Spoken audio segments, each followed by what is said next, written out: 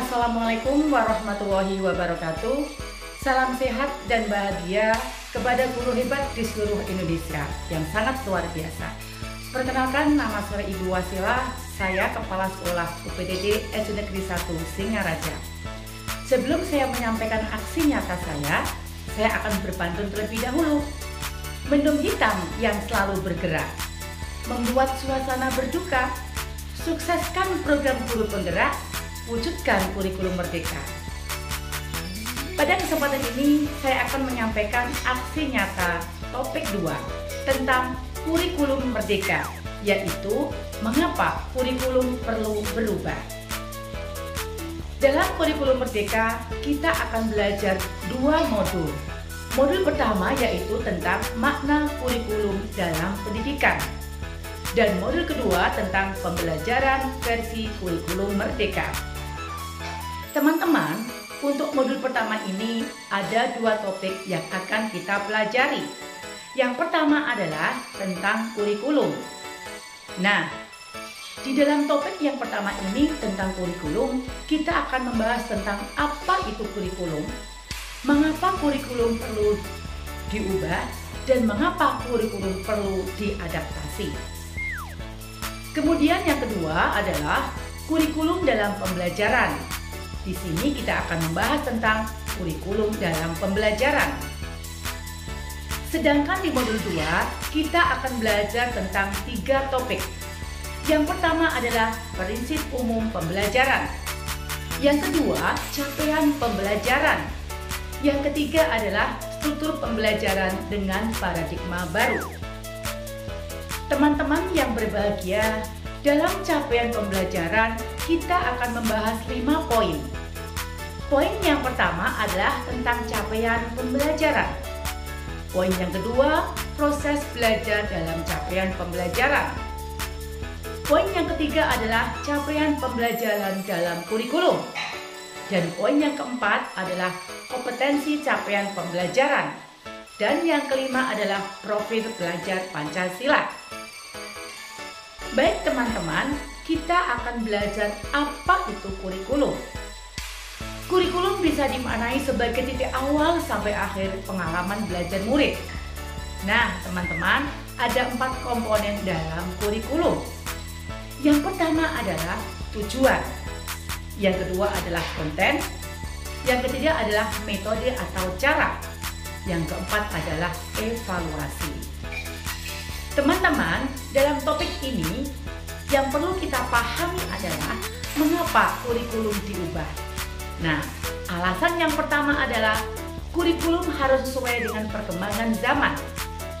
Yang kedua adalah dikembangkan atau diadaptasi sesuai dengan konteks dan karakteristik peserta didik demi membangun kompetensi yang sesuai dengan kebutuhan anak-anak di masa depan.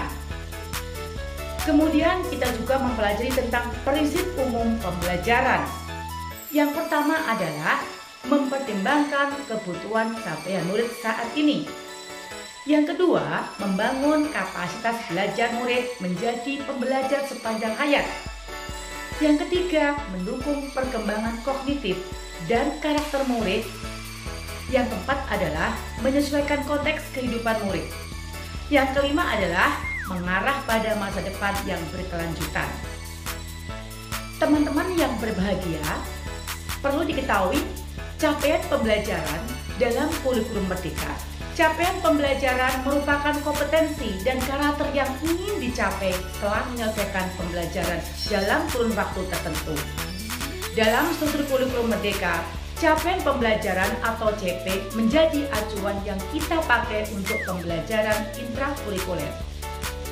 Kompetensi-kompetensi pada capaian pembelajaran diturunkan menjadi tujuan pembelajaran atau TP, yang tersusun sebagai sebuah alur untuk satu fase. Ini kita sebut sebagai alur tujuan pembelajaran atau ATP. Teman-teman yang berbahagia, selanjutnya kita akan membahas tentang profil belajar Pancasila. Profil belajar Pancasila merupakan karakter dan kompetensi yang menjadi fokus dalam sistem pendidikan nasional. Ada 6 dimensi yang harus kita pahami dalam profil pelajar Pancasila.